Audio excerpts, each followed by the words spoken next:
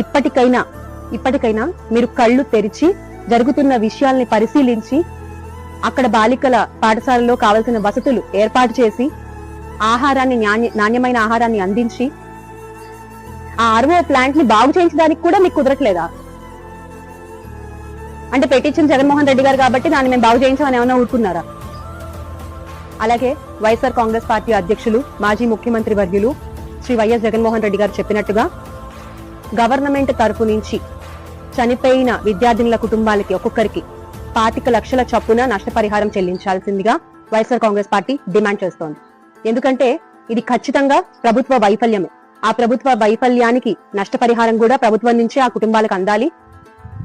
అలాగే పాఠశాలలో నాణ్యమైన ఆహారము, కలుషితం లేని నీరు మీరు అందించాలి అని వైఎస్ఆర్ కాంగ్రెస్ పార్టీ మీకు గుర్తు చేస్తోంది.